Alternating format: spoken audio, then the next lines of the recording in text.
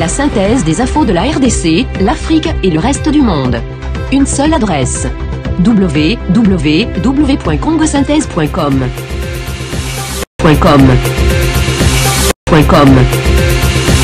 Bruno Tshibala, l'ultime pillage des ressources nationales, sous couvert de la loi.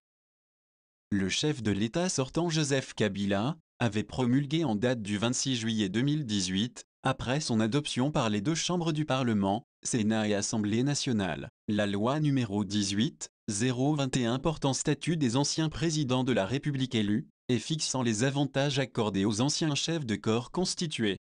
Au-delà de la controverse provoquée par l'élargissement de ce texte à une flopée de dignitaires, civils et militaires, de la dernière législature, le décret d'application signé par le Premier ministre Bruno Tshibala en date du 24 novembre 2018 fait polémique.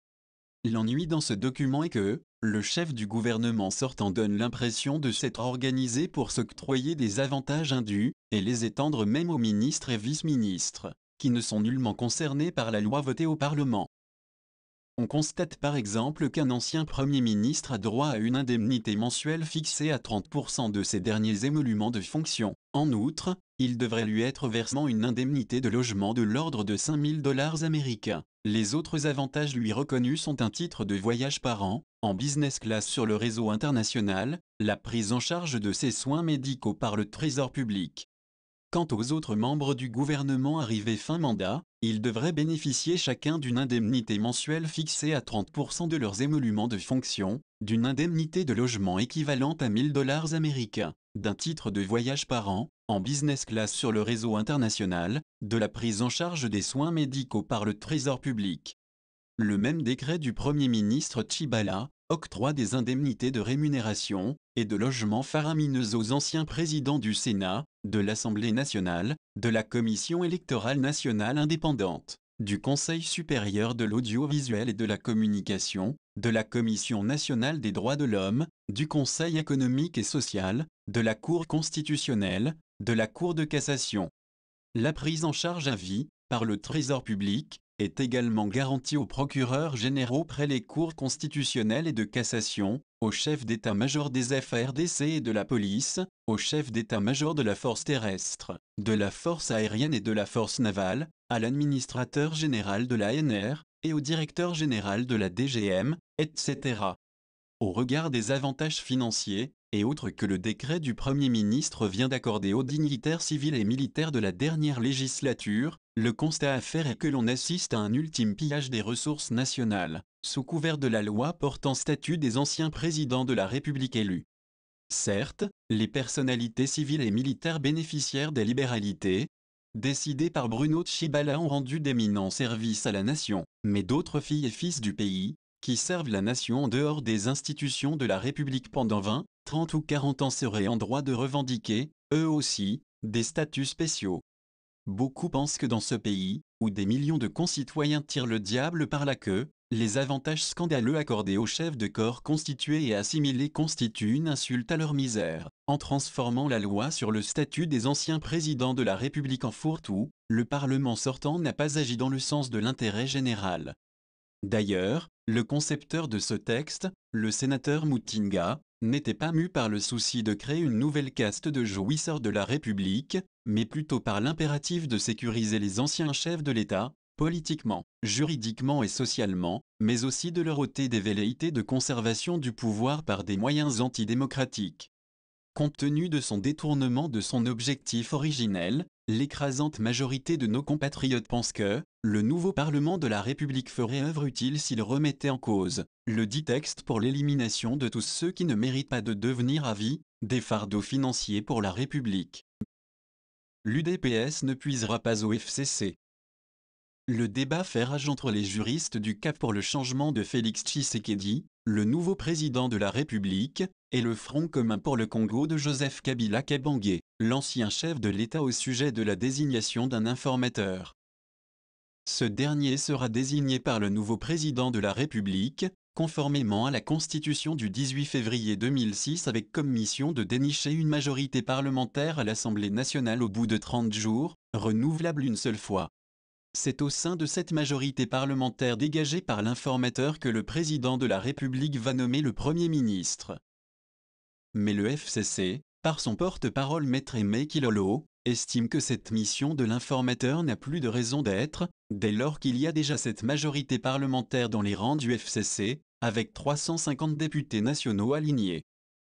Il est question maintenant de passer à l'étape suivante qui est la nomination d'un Premier ministre au sein de cette majorité parlementaire bien identifiée dans le FCC. Selon Aimé Kilolo, le FCC craint de voir l'informateur se livrer à un débauchage en règle dans les rangs de leurs députés pour donner à Cash, qui n'a que quelques 40 députés nationaux, une majorité parlementaire, achetée avec les espèces sonnantes et trébuchantes. Du côté Cap pour le changement, c'est le bâtonnier Jean-Joseph Mukendi, avocat de l'UDPS et ancien conseiller politique et juridique d'Étienne Tshisekedi qui a réagi aux propos de Maître Aimé Kilolo. Il soutient que la désignation de l'informateur par le nouveau président de la République va se faire, car c'est ce que prévoit la Constitution. Il n'y a pas du tout lieu d'enjamber cette étape importante du début de la législature. Si le FCC est convaincu de dégager déjà cette majorité parlementaire, c'est justement l'informateur qui va l'établir clairement comme découlé dans sa mission. Quant aux craintes d'un débauchage des députés nationaux du FCC, le bâtonnier Mukendi fait savoir que ce sont là des pratiques déloyales que l'UDPS, fille aînée de l'opposition, a toujours décriées et condamnées avec la dernière énergie. On ne voit pas comment on va se mettre à reproduire ce qui est considéré comme une antivaleur par le parti. Ce qui est vrai, c'est que depuis le régime du maréchal Mobutu, en passant par Laurent Désiré Kabila, tout comme son fils Joseph Kabila qui vient de passer la main, l'UDPS d'Étienne Tshisekedi a toujours fait l'objet de débauchage de ses hauts cadres, dont certains dissidents ont même créé leur propre UDPS. Mais, à chaque fois, l'aventure n'est pas allée loin. L'UDPS ne puisera pas au FCC. Prise d'armes, en présence de Félix Tshisekedi à l'état-major général de l'armée. Le président de la République, Félix Tshisekedi, a participé à sa première cérémonie de prise d'armes à l'état-major général de l'armée à Kinshasa. Le chef de l'État a reçu les honneurs des différents chefs des corps des forces armées de la RDC. Une prise d'armes est le rassemblement de militaires portant leurs armes individuelles qui intervient sur l'ordre de l'autorité compétente, et se déroule suivant un protocole solennel et déterminé à l'avance. À l'état-major général des forces armées de la République démocratique du Congo. Je vous invite à passer les détachements en revue. Le commandant de détachement, le colonel Yves Gongo Louembwe.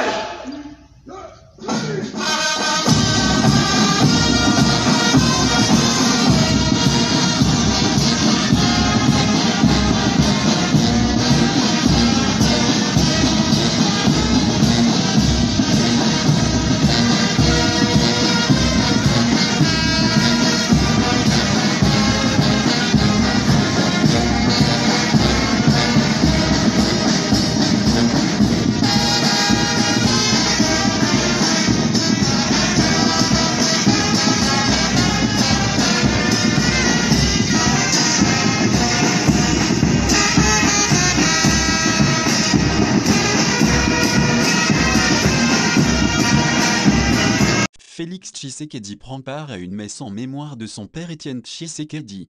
Ce vendredi 1er février, le président de la République Félix Tshisekedi a pris part à la messe organisée en mémoire de feu Étienne Tshisekedi en la cathédrale Notre-Dame du Congo à Kinshasa. Cette messe est organisée en marge de la commémoration du 2e anniversaire de la mort d'Étienne Tshisekedi décédé le 1er février 2016 en Belgique. Plusieurs autorités politiques, militaires ainsi que la famille biologique et politique d'Étienne Tshisekedi ont été présentes à cette messe.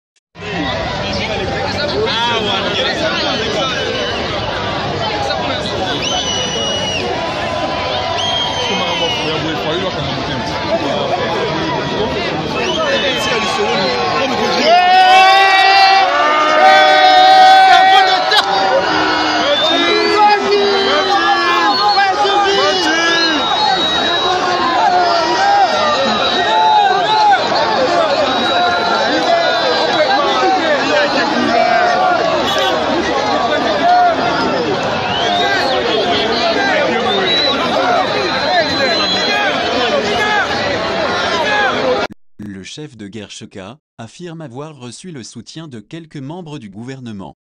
Le prévenu et chef de la milice Mai Mai, Nduma Defense Congo, NDC, a affirmé au cours de l'audience du jeudi 30 janvier à la cour militaire opérationnelle de Goma, qu'il a reçu le soutien de quelques membres du gouvernement en appui à son mouvement.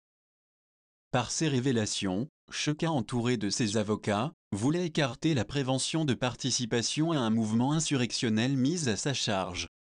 Tout au long de sa déposition devant les juges, Cheka a soutenu que son mouvement collaborait avec quelques membres du gouvernement. Il a affirmé que chaque fois qu'il reprenait les villages jadis sous contrôle des combattants FDLR, il faisait appel au FARDC pour les contrôler. En ce qui concerne ce soutien du gouvernement, Cheka affirme qu'il y avait quelques membres du gouvernement, qu'il n'a pas cités, qui appuyaient les combattants FDLR pour des fins d'exploitation minière alors que d'autres autorités le soutenaient dans ses actions. Il a affirmé avoir reçu du gouvernement congolais une somme de 20 000 $ américains et une vache à titre de gratification pour son combat contre les combattants FDLR. Ce chef de guerre a en outre affirmé au cours de cette audience avoir reçu plusieurs délégations dont celle de la CIRGL à Pinga, son ancien quartier général, avant d'indiquer que son mouvement n'avait pas une nature insurrectionnelle. Par contre, il s'agissait d'un mouvement d'autodéfense populaire.